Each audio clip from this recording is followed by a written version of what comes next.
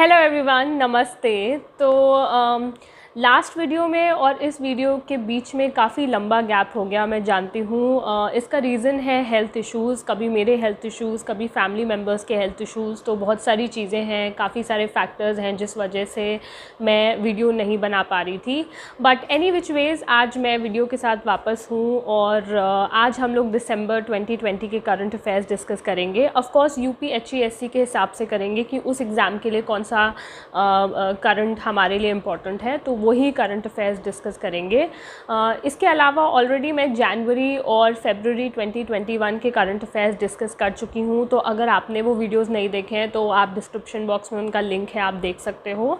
तो आइए चलिए इन करंट अफेयर्स को डिस्कस कर लें। तो आज का जो पहला क्वेश्चन है वो है कि which state is celebrating 21st edition of Hornbill festival. Hornbill festival का 21वां संस्करण किस राज्य में मनाया जा रहा है।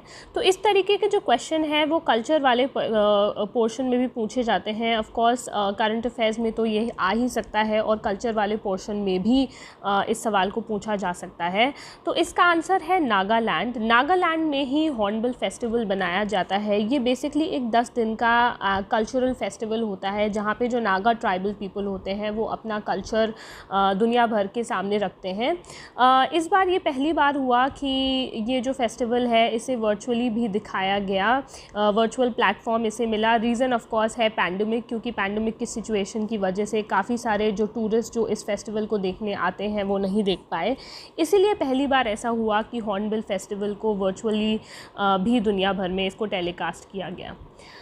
अब नेक्स्ट क्वेश्चन है वो ये है कि where is Arab gulf countries first coal based power plant being developed. जो अरब कंट्री का जो पहला कोल बेस्ड पावर प्लांट है वो कहाँ पे डेवलप किया गया है। तो इसका आंसर है दुबई।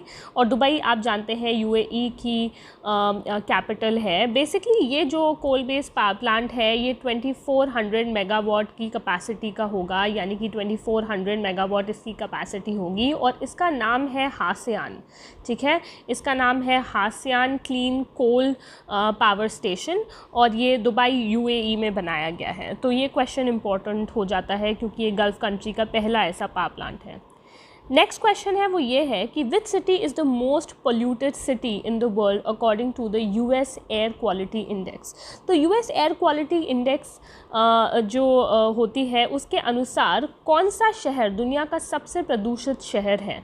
तो इसका आंसर हो जाएगा लाहौर। लाहौर आप जानते हैं कि पाकिस्तान की पंजाब प्रोविंस में है और ध्यान रखने की बात यह है कि इस लिस्ट में जो most polluted city second number पे जो आती है वो है New Delhi.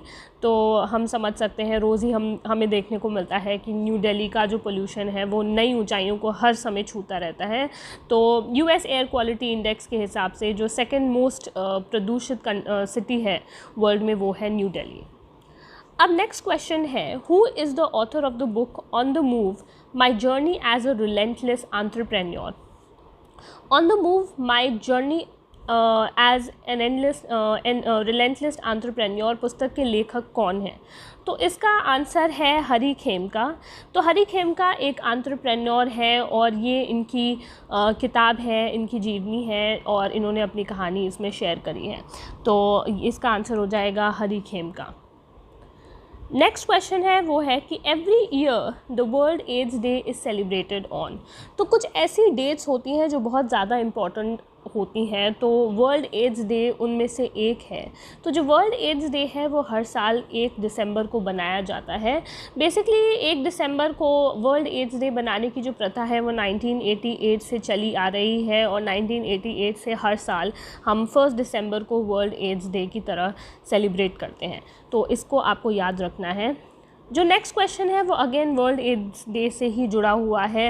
Of course dates तो इम्पॉर्टेंट होती हैं पर साथ ही साथ थीम भी बहुत ज़्यादा इम्पॉर्टेंट होती है। तो क्वेश्चन पूछ रहा है कि विश्व एड्स दिवस 2020 के लिए विषय क्या था। तो जो विषय था वो था global solidarity and shared responsibility.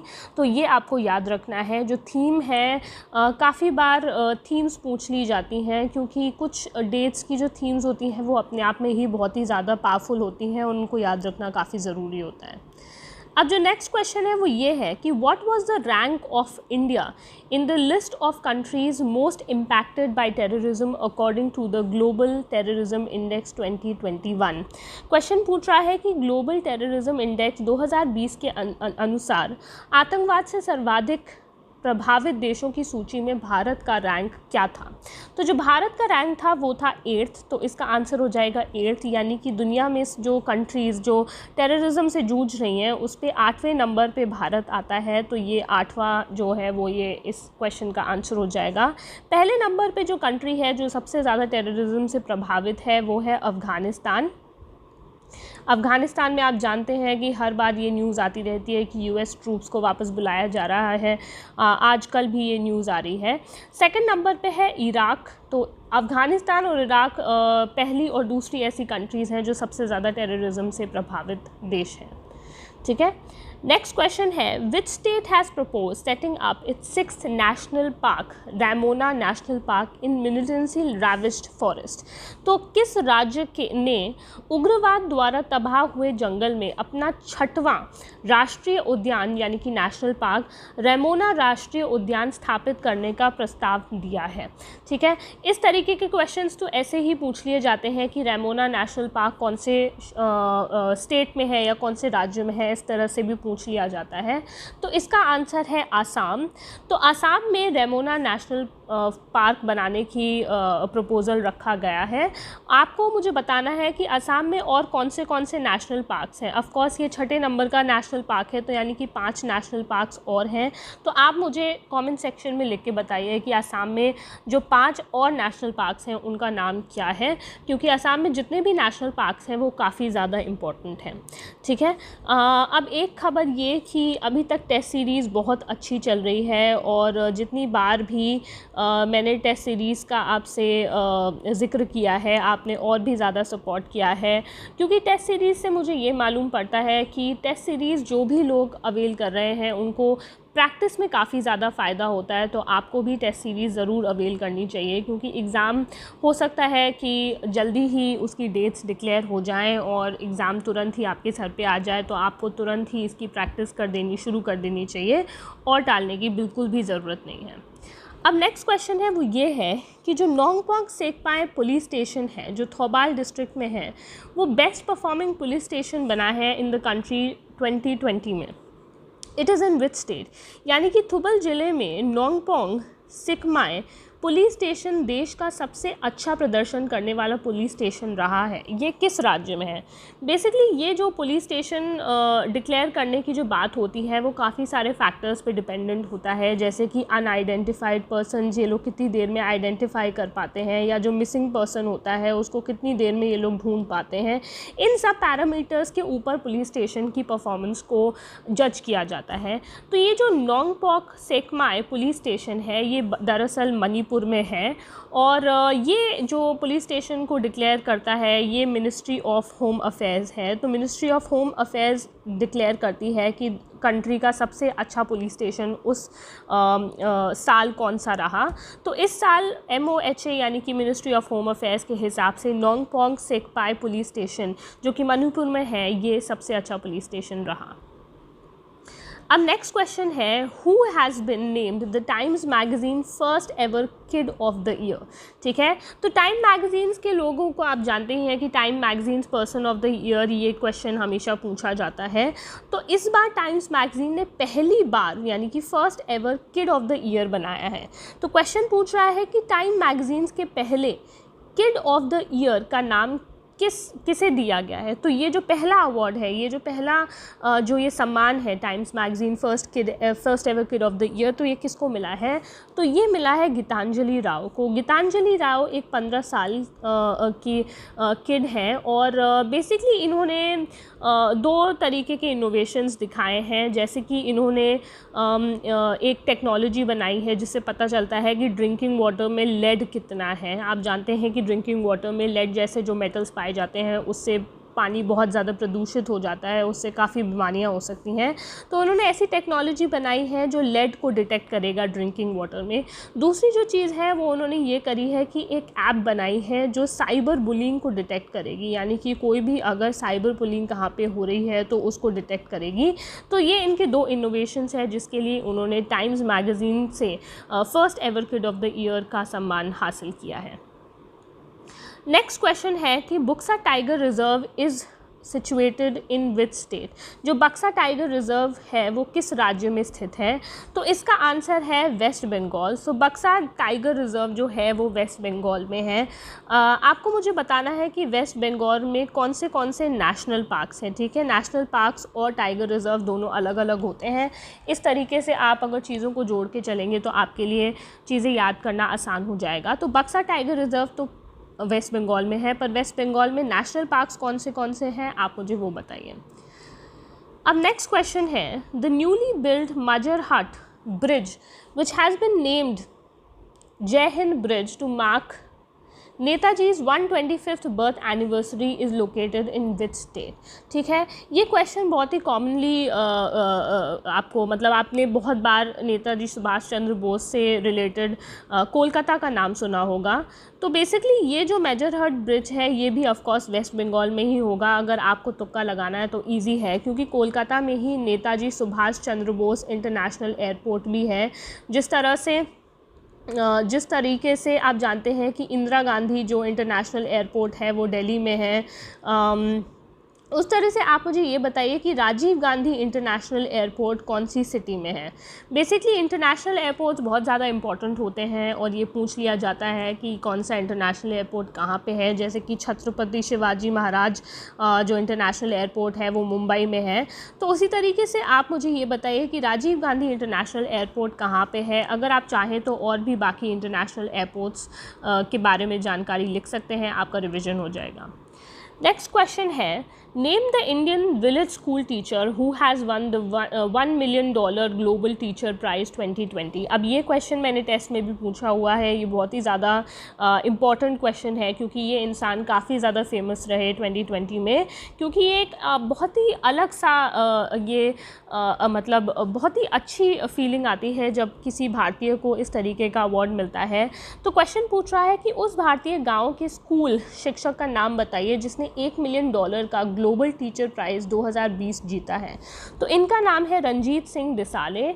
ये जो रंजीत सिंह डिसाले हैं इनको ग्लोबल टीचर प्राइज़ मिला है, और ये जो प्राइज़ देता है ये देता है वार्की फाउंडेशन, और वार्की फाउंडेशन के साथ यूनेस्को ये अवार्ड या उपाधि आप कह सकते हैं ये देते हैं। बेसिकली रंजीत सिंह डिसाले जो है ये ज़िला परिषद के जो प्राइमरी स्कूल है वहाँ पे पढ़ाते हैं, और इनको जिस विलेज के ज़िला परिषद प्राइमरी स्कूल में पढ़ाते हैं वो विलेज का नाम है परितेवादी। ठीक है, कभी ये भी पूछ सकते हैं कि वो जिस विलेज के प्राइमरी स्कूल में पढ़ाते हैं उसका नाम क्या है। तो इस विलेज का नाम है परितेवादी, और ये ऑफ कोर्स महाराष्ट्र में है। जैसा कि आप डिसाले नाम से ही समझ सकते हैं, ये एक मराठी है और ये विलेज परितेवादी के प्राइमरी स्कूल में पढ़ाते हैं। नेक्स्ट क्वेश्चन है कि महापरिनिर्वाण दिवस is observed every year on December 6 on the death anniversary of. तो क्वेश्चन पूछ रहा है कि महापरिनिर्वाण दिवस जो है जो हर साल 6 दिसंबर को डैश की पुण्यतिथि पर मनाया जाता है, यानी कि डेथ एनिवर्सरी पर मनाया जाता है। तो बेसिकली ये डेथ एनिवर्सरी है बाबा साहब अम्बेडकर की, जिनकी जो डेथ एनिवर्सरी है वो 6 दिसंबर को होती है। तो उन्हीं के डेथ एनिवर्सरी पे महापरिनिर्वाण दिवस मनाया जाता है। अम्बेडकर के बारे में आपको चीज़ें पता होनी चाहिए कि उनकी जो समाधि है उसे बोलते हैं चैत्य भूमि, और ये मुंबई में है। तो चैत्य भूमि ये मुंबई में है। और जो B.R. अम्बेडकर जी हैं उन्होंने 1956 में कन्वर्ट कर लिया था अपने आप को बुद्धिज़्म में।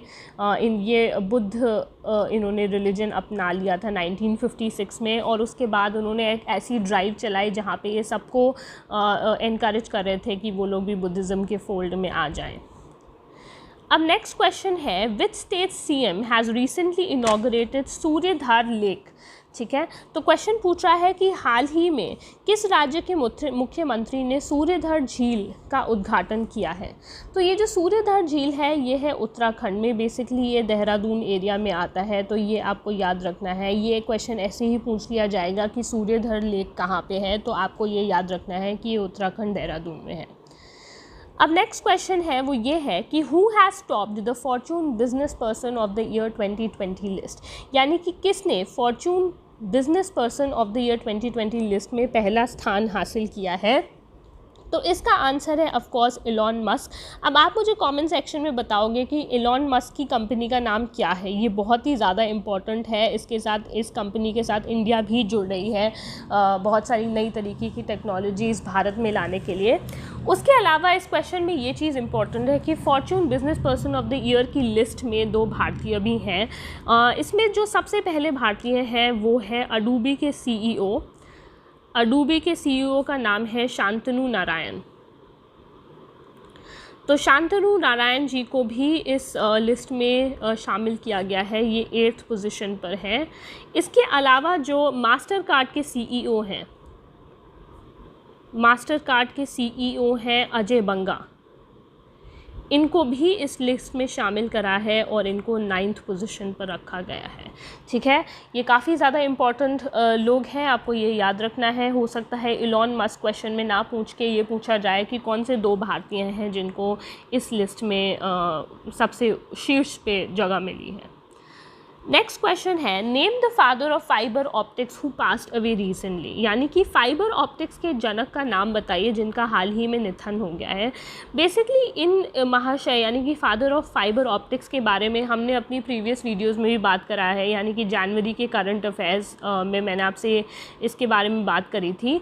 द रीज़न बीइंग कि इनको जनवरी में पद्म विभूषण से नवाजा गया, ये पद्म विभूषण हैं और इनका कंट्रीब्यूशन ही कुछ इतना बड़ा है जिसकी वजह से इनको पद्म विभूषण दिया गया।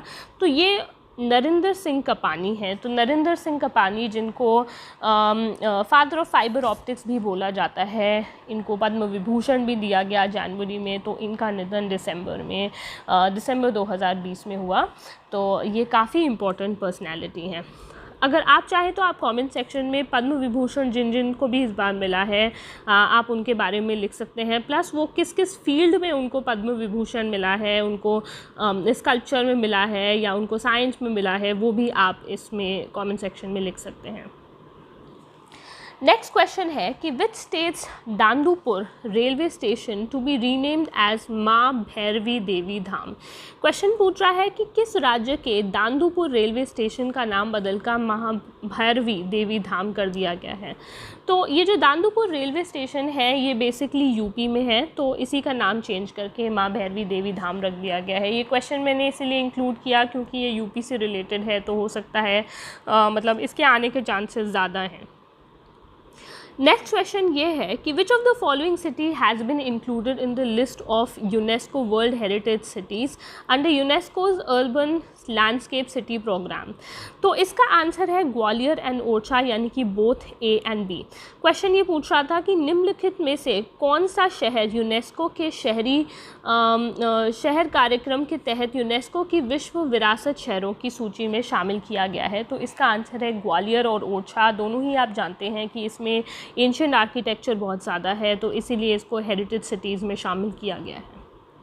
आप मुझे कमेंट सेक्शन में बताओ कि यूनेस्को का जो हेडक्वार्टर्स है वो कहाँ पे है, आप मुझे कमेंट सेक्शन में बताइए। नेक्स्ट क्वेश्चन है विच of the following has won the prestigious international king Bhumibol world soil day award 2020। निम्नलिखित में से किसने प्रतिष्ठित अंतर्राष्ट्रीय राजा भूमिबोल विश्व मृदा दिवस पुरस्कार 2020 जीता है। तो इसका आंसर है ICAR, यानी कि Indian council of agricultural research. तो ये जो अवार्ड है ये FAO देती है, यानी कि फूड एंड एग्रीकल्चरल ऑर्गेनाइजेशन देती है। आप मुझे कमेंट सेक्शन में बताइए कि फूड एंड एग्रीकल्चरल ऑर्गेनाइजेशन का हेडक्वार्टर्स कहाँ है। बेसिकली ये जो अवार्ड है ये वर्ल्ड सॉइल डे के डे पर दिया जाता है और वर्ल्ड सॉइल डे होता है 5 दिसंबर को। ये दिन मुझे लगता है कि इतना इम्पोर्टेंट नहीं है, इसलिए उस पर मैंने क्वेश्चन इंक्लूड नहीं किया, पर फिर भी मैं आपको बता दे रही हूँ कि वर्ल्ड सॉइल डे 5 दिसंबर को होता है। और ये जो किंग भूमि बोल वर्ल्ड सॉइल डे अवार्ड है ये FAO देती है। आप मुझे कमेंट सेक्शन में ये बताएंगे कि इसका हेडक्वार्टर कहाँ है।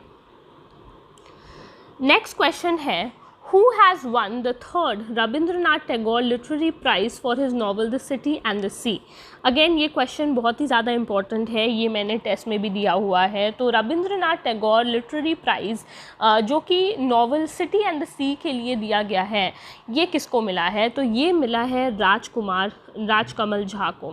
तो राजकमल झा को अपनी किताब द सिटी एंड द सी के लिए ये अवार्ड मिला है। बेसिकली ये किताब निर्भया रेप केस के ऊपर है, उन्होंने निर्भया रेप केस के ऊपर ये किताब लिखी है और उनकी इस रिसर्च और उनकी जो बुक लिखने की कला है उस वजह से उनको ये रविंद्रनाथ टैगोर लिटरेरी प्राइज़ दिया गया है।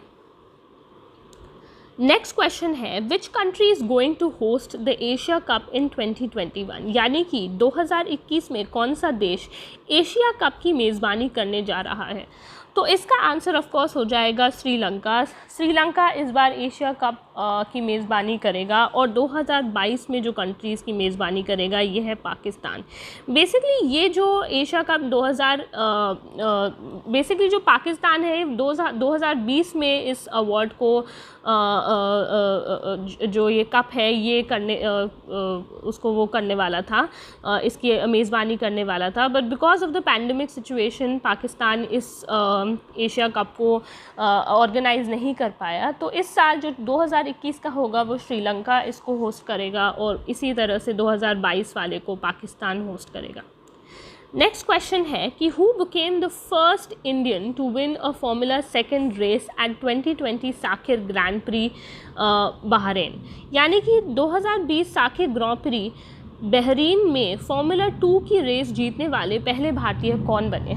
तो इसका नाम है जेहान दारूवाला। तो ये जो जेहान दारूवाला है इन्होंने ही फार्मूला सेकंड रेस को जीतकर ये पहले भारतीय बने हैं। तो अगेन ये बहुत ही ज़्यादा इम्पॉर्टेंट है क्योंकि ये पहले भारतीय किसी चीज़ में जब होता है तो वो क्वेश्चन अपने आप में ही बहुत ज़्यादा इम्पॉर्टेंट हो जाता है।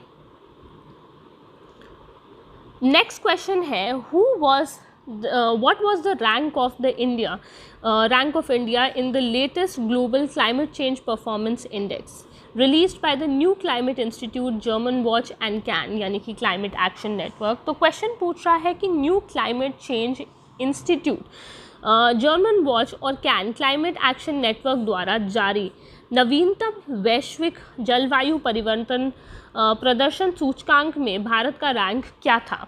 तो इसमें क्लाइमेट चेंज परफॉर्मेंस इंडेक्स में भारत का रैंक क्या था, क्वेश्चन ये पूछ रहा है। तो इसमें भारत का रैंक था 10th। ये काफ़ी ज़्यादा इम्पॉर्टेंट है। अब आपको मुझे कमेंट सेक्शन में ये बताना है कि दुनिया की ऐसी कौन सी कंट्री है जो सबसे ज़्यादा ग्रीन हाउस गैसेस का एमिशन करती है। ठीक है, इस तरीके के क्वेश्चन एनवायरनमेंट वाले पोर्शन में पूछ लिए जाते हैं कि ऐसी कौन सी कंट्री है जो सबसे ज़्यादा ग्रीन हाउस गैस का एमिशन करती है। तो मेरे ख्याल से आज के लिए यही इतने ही क्वेश्चंस रखते हैं क्योंकि वीडियो बहुत ज़्यादा लंबी हो जाएगी, फिर उसे आपको देखने में भी थोड़ी हो सकता है आलस आए।